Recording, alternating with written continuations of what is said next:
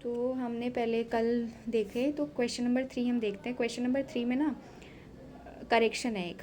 Second point में बोला है ना निफ्टी इंडेक्स एज ऑन 1 फरवरी, तो 1 फरवरी का एस निकालना है।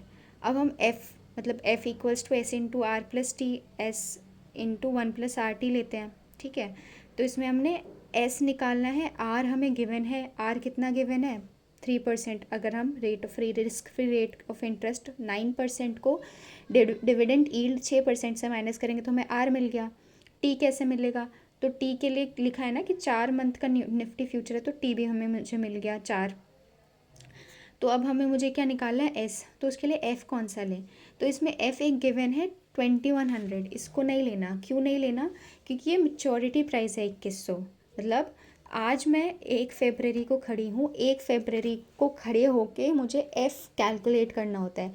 ये जो एफ़ होता है ये मतलब क्या होता है, ये थियोरेटिकल होता है। मतलब यहाँ आज मैं 1 फरवरी को खड़ी हूँ और अगले 4 महीने बाद एफ़ की क्या वैल्यू होगी वो आज के स्पॉट रेट से मैं निकालती हूँ, ठीक है। ये समझ आया कि आज के स्पॉट रेट से मैं अगले 4 महीने बाद जो फ्यूचर्स की वैल्यू निकालूंगी इस फॉर्मूले से। तो जो मेरा एफ़ आएगा ना वो आज बैठे बैठे 1 फरवरी की कैलकुलेशन पे आएगा।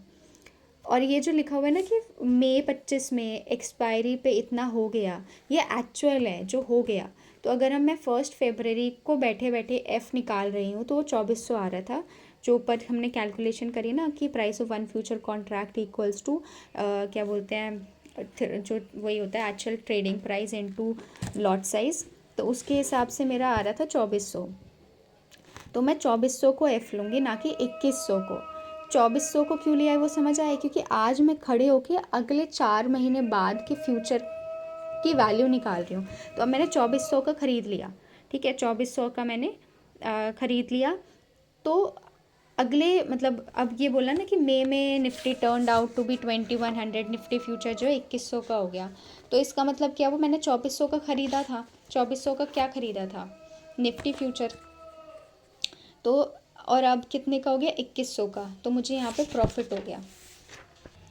तो इसका मतलब समझ आया कि मतलब मैं 2400 का आपको बेचूंगा आफ्टर 4 मंथ, 2400 का बेचूंगा। लेकिन अब मैं 4 महीने बाद जाके देखूँ तो 2100 का है। इसका मतलब 300 पर जो मेरा पर फ्यूचर है वो मेरा बच गया, तो वो मेरा गेन हो गया। तो 300 इंटू 75 क्या है, 75 इस contract multiplier, number of contract was 5। तो ऐसे करके मेरा गेन निकल जाएगा। तो ये इसका कॉन्सेप्ट था। ऐसा नहीं होता कि एस और एफ़ एक ही डेट का निकलता है।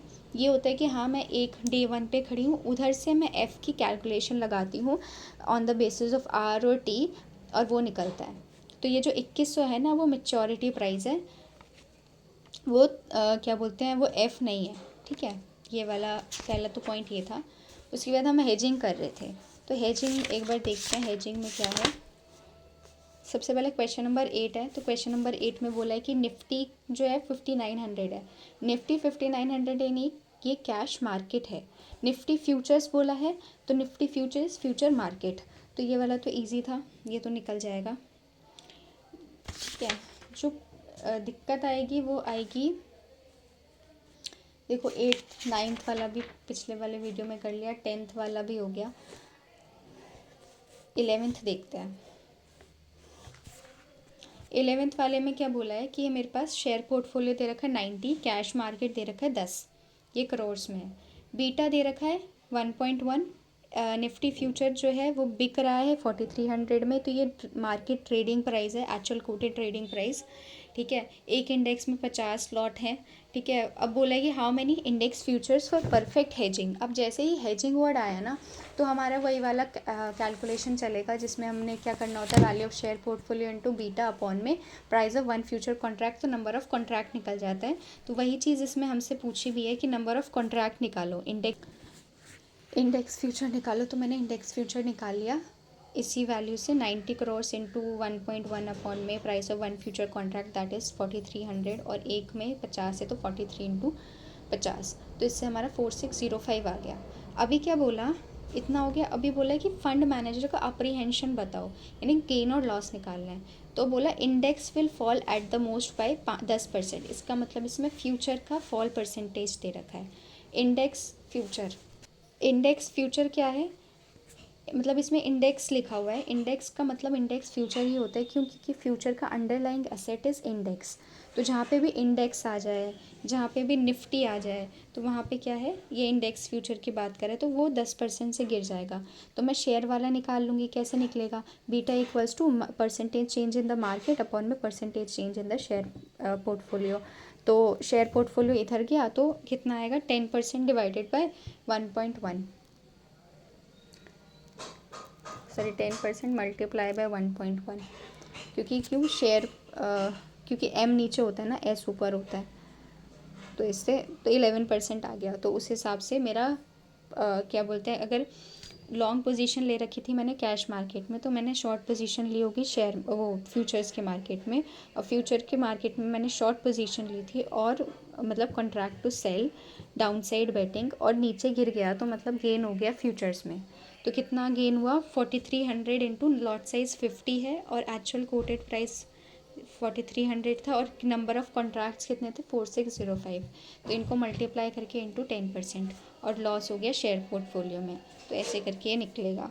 अब क्वेश्चन नंबर 12 देखते हैं। क्वेश्चन नंबर 12 इंपॉर्टेंट है। क्वेश्चन नंबर 12 में क्या बोला है, क्वेश्चन नंबर 12 में BSc लिखा है, BSc इज़ 5000। अब मुझे कैसे पता कि ये स्पॉट रेट दे रखा है, क्योंकि नीचे देखेंगे तो लिखा है BSc इंडेक्स, BSc इंडेक्स लिखा है, इसका मतलब ये पूरे मार्केट की बात हो रही है, तो ये फ्यूचर्स वाला है। इसमें बोला है कि 4 मंथ की maturity is use to hedge the whole value of portfolio over next 3 months.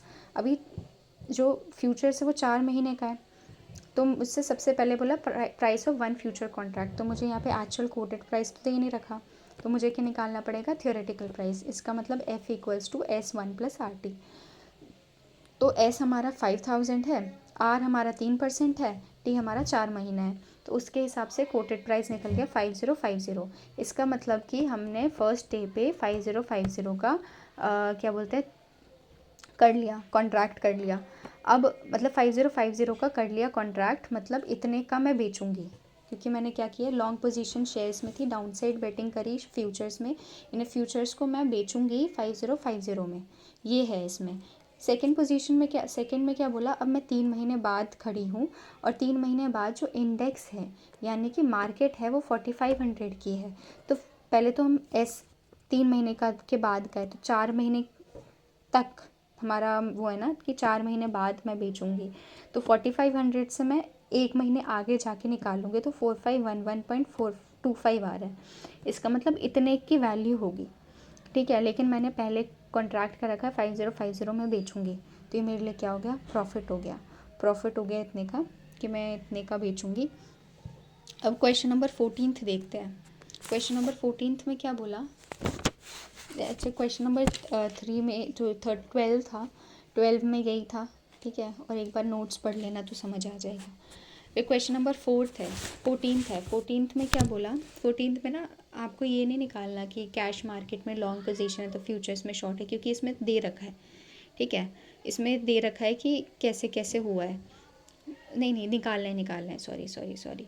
तो इसमें नॉर्मल है, सिंपल है, इसमें भी यही है कि 10,000 एक्स लिमिटेड के 22 रुपये में लिए थे, बीटा वैल्यू 1.5 थी, सोल्ड करे तो 5000 के, beta value was 2 and at a price of 40, ठीक है। तो कितना मतलब अगर जो हमारा लॉन्ग पोजीशन है उससे हमारा short position of index future निकल जाएगा, और जिसका शॉर्ट पोजीशन है उसका लॉन्ग पोजीशन निकल जाएगा। इन दोनों को सेट ऑफ करके मेरा 70 लॉन्ग पोजीशन आएगा। उसके बाद फिर लॉन्ग वगैरह दे रखा है, उसके हिसाब से गेन और लॉस कैलकुलेट कर लेना, तो ये ईजी है।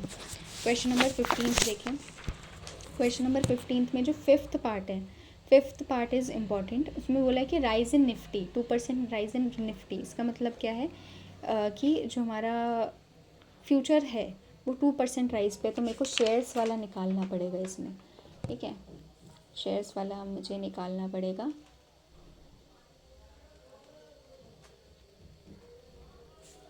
और बोला वैल्यू ऑफ पोर्टफोलियो बीटा बताओ फॉर 2% राइज इन निफ्टी। इसका मतलब इसमें स्टेप 4 लगेगा, पहले तो मुझे गेन और लॉस निकालना पड़ेगा, उसके बाद स्टेप 4 लगा के टोटल बीटा पोर्टफोलियो निकालना पड़ेगा। क्वेश्चन नंबर 16 जो है, क्वेश्चन नंबर 16 इंपॉर्टेंट है।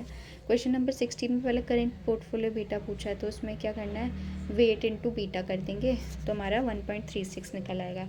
अभी बोला पोर्टफोलियो बीटा आफ्टर 3 मंथ्स अगर जो trader on the current date goes for long position. इसमें फिर वही स्टेप 4 पूछा है। स्टेप 4 के लिए पहले मैंने क्या बोलते हैं, गेन और लॉस निकाला। गेन और लॉस में ना एक चीज़ ध्यान रखना, इसमें बोला है कि इसमें गिवन है कि कैश मार्केट में लॉन्ग पोजीशन है क्योंकि उसने होल्ड कर रखा है, और इसमें तो हमारा फ्यूचर्स में शॉर्ट पोजीशन होगा, लेकिन इसमें गिवन है कि लॉन्ग पोजीशन ही है और price of share dropped by इतना, मतलब कि दोनों में लॉस है, कैश में भी लॉस है और हमारा इंडेक्स फ्यूचर में भी लॉस है, और वैसे करके हमारा गेन और लॉस निकलेगा अपॉन में टोटल मतलब 4.72 आएगा। 4.72 अपॉन में टोटल पोर्टफोलियो जो 100 लाख का है, तो हमारा 4.72% आ जाएगा। फिर टोटल पोर्टफोलियो कैसे निकलेगा, तो 4.72% अपॉन में 2% जो कि मार्केट का वो था, रेट था, तो उससे हमारा आंसर आ जाएगा बीटा ऑफ पोर्टफोलियो।